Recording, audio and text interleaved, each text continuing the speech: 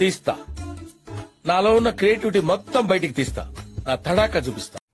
Start చేద్దాం. It's laughing time. శవాల ముందు చిల్లర ఏరుకునే బ్యాచ్ ఉంటుంది చూడండి. అది నేనే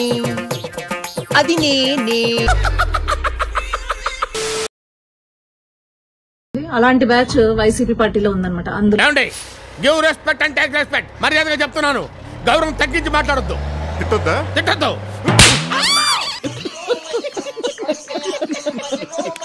మరి ముఖ్యంగా శవాలు వెళ్తే చాలు ఇలాగా పెలాలు ఏరుకునేదానికి చిల్లర ఏరుకునేదానికి వచ్చేసే నేను మరీ అంత ఎదవలా కనపడుతున్నారా? ఓ మాదిరిగా కూడా కనపడలేదా?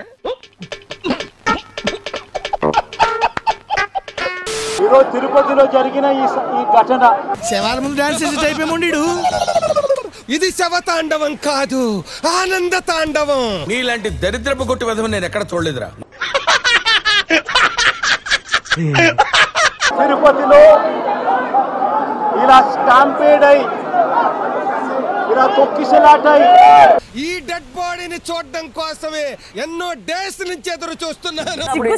ఉందా నీకు? నాకు లేదు. అదే మరి ఉందా అంటున్నా. నాకు లేదు.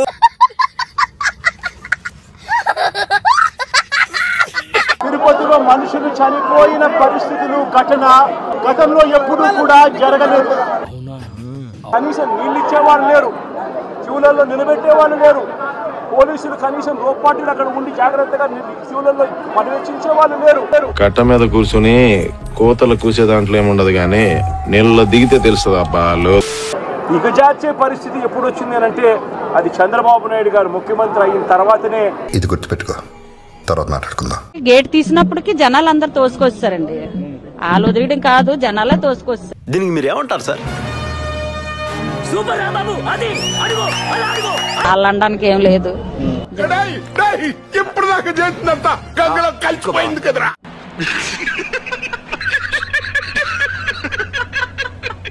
వచ్చిన జనాలే కంట్రోల్ లేరు. మగోళ్ళు మెయిన్, ఆడోళ్ళు ఉన్నారని చూసుకోవటం లేదు. మగోళ్ళు అస్సలు ఇది లేదు. మొట్టమొదటిసారిగా ఈ అడుగులు పడతా ఉన్నాయి, జరుగుతా ఉన్నాయి. దీని వెనకాల ఏదో కుట్రుంది. తప్పుడు వాక్యాలు చేస్తూ మాట మాట్లాడబాకురా. నువ్వు మాట్లాడేది తెలుగా, తమిళమా, మలయాళమా, కన్నడ? తప్పుడు వాక్యాలు చేస్తూ. నోరు మూసుకురండి. మేము మిమ్మల్ని ఎర్రిపుకులు చేయటం లేదు, మీరే ఎర్రిపుకులు.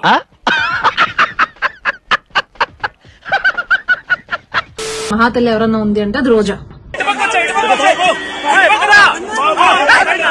రివైండ్ చేయి.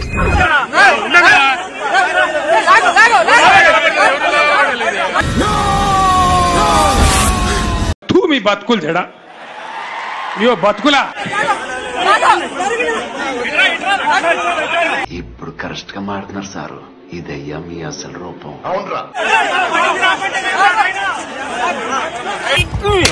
చెత్తరా కొడక దిగి.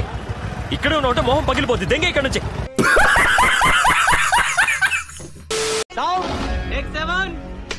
ఏడుకొండలవాడ వెంకటరమణ స్వామి రక్ష రక్ష సర్వ జగత్ రక్ష.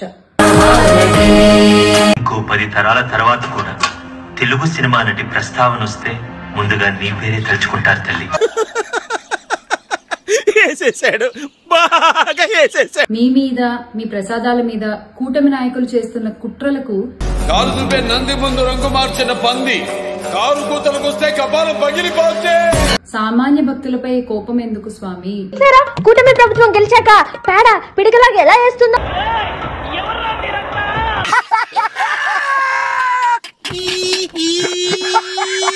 అప్పుడు జగనన్న ప్రభుత్వం ఉన్నప్పుడు తిక్కుగా వేసేది పేడ. కావాలంటే మీకు టెస్ట్ చేసి చూపిస్తా చూడండి.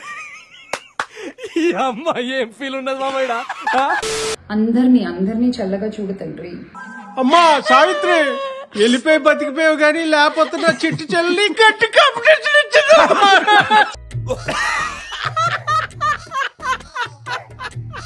అసమర్థ నాయకుల ఏలుబడిలో పవిత్రమైన తిరుమల కొండపై జరిగినటువంటి ఈ సంఘటన చాలా చాలా బాధాకరం.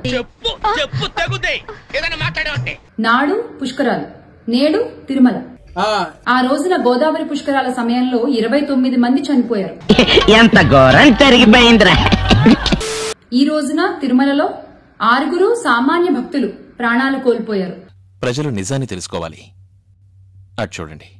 ఈ వైర్లు కట్టేటప్పటికి వెనకాల జనాలందరూ తలుపులు తీసేస్తున్నారని జనాలందరూ లేచి నేను కావాలని మాట్లాడు, నా తలరాత ఈ మాట మాట్లాడాలి, జనంతో ఇలా దెంగులు తినాలని రాసి ఉంటేనే తింటాను.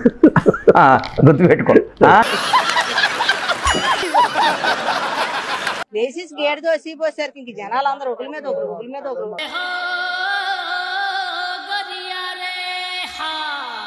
నేను వస్తాను బాబు. ఆగు. ఎవడాయి వాడు?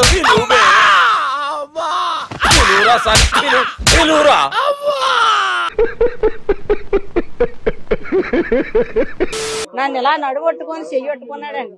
మరి ఇంక ఎలాగ జారిపోయింది, చెయ్యి జారి కూడా ఇస్తాడండి. అయిందా ప్రతిదానికి ఓవర్ ఎక్స్ప్రెషన్. ఇప్పుడు అంటే నోరు పడిపోయిందా? ఇంకా 40 మంది తీవ్రంగా గాయాల పాలై ఉన్నారు. పెద్ద సమస్య వచ్చి పడిందే. గౌరవ ముఖ్యమంత్రి చంద్రబాబు నాయుడు గారు, దీనికి మీ సమాధానం మీరు అధికారులపై ఆగ్రహం వ్యక్తం చేయడం. చూసారా, అడిగిన దానికి సమాధానం చెప్తే తెలివితేటలు అంటారు, చెప్పకపోతే పొగరంటారు. మరి నన్ను ఏం చేయమంటారు? మీ ఆగ్రహం మాకు ఆశ్చర్యాన్ని కలిగించింది సార్. నాకు ఆశ్చర్యం వేసింది.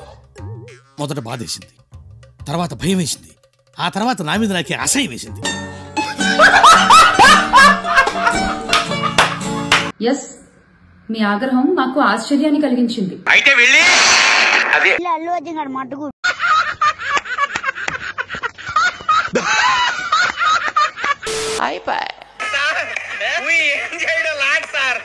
ఈ కార్యక్రమం ఇంతటితో సమాప్తం. రేపు ఇదే అలవాసులపై మళ్ళీ కలుసుకుందాం. అంతవరకు సెలవా మరి. నా ఛానల్ పేరు గుర్తుందిగా, ప్లీజ్ లైక్, షేర్, సబ్స్క్రైబ్.